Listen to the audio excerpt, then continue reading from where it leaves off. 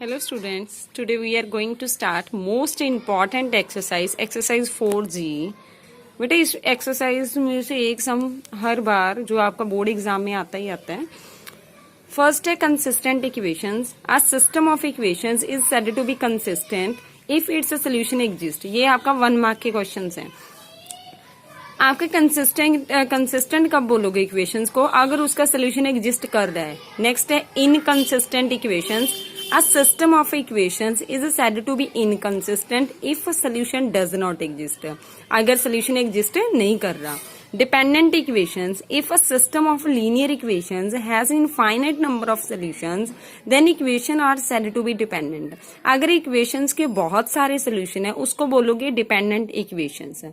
Next है आपकी properties जो आपके sum के लिए use होनी है। फर्स्ट वन इज, आप सबसे पहले इक्वेशंस का डिटर्मिनेंट निकालोगे।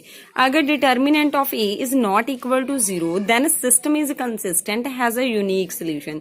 यूनिक का मतलब होता है बेटा उसका एक ही सोल्यूशन होगा। नेक्स्ट है, अगर आपका डिटर्मिनेंट आया 0 तो फिर ये देखो दोनों कंडीशंस बन रही हैं। अगर डिटर्मिनेंट आया 0 फिर आप चेक करोगे adjoint of A into B. Next condition इसके ऊपर अप्लाई हो रही है। फिर आप चेक कर रहे हो अगर आपका इन दोनों की मल्टीप्लाई 0 आया then system is consistent has infinite many solutions. अगर ये वाला नॉन जीरो आया देन सिस्टम इज इनकंसिस्टेंट। अब है आपका sum, use matrix method to show that.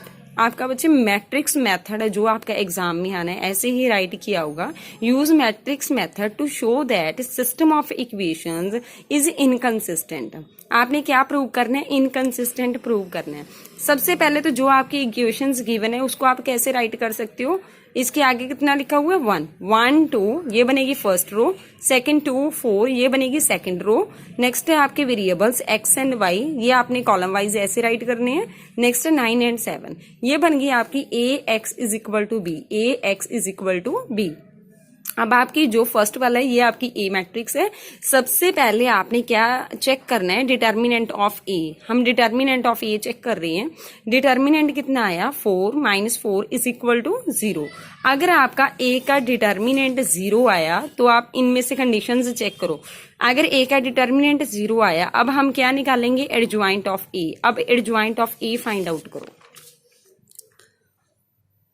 Adjoint of ए कैसे फाइंड आउट करते हैं? Transpose of cofactor matrix. मैंने कोफैक्टर मैट्रिक्स से डायरेक्ट ही फाइंड आउट किया, आप फाइंड आउट करके देख सकते हो।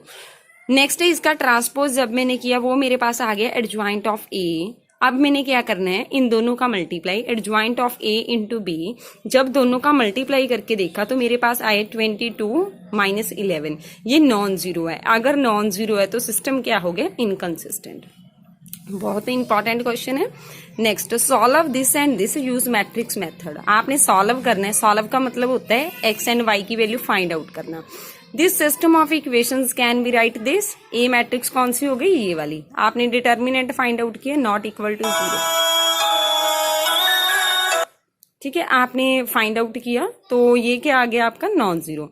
अगर ये वाला नॉन जीरो आ गया तो A X is equal to B है, तो एक्स की वैल्यू कितनी आ गई? A inverse B. अब सिंपल सी बात है, यहाँ पे आप ए इनवर्स की वैल्यू निकाल के यहाँ पे पुट करोगे। ए इनवर्स कैसे निकालते हो आप? ए इनवर्स का आपके पास फॉर्मूला है 1 upon determinant of A into adjoint of A.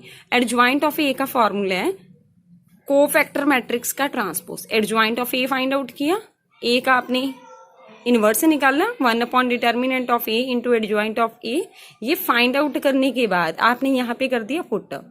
X की वैल्यू कितनी है? X Y. ये कितना आ गया? 1 अपॉन 22 इंटू दिस। बी की वैल्यू कितनी है? 5 एंड 3।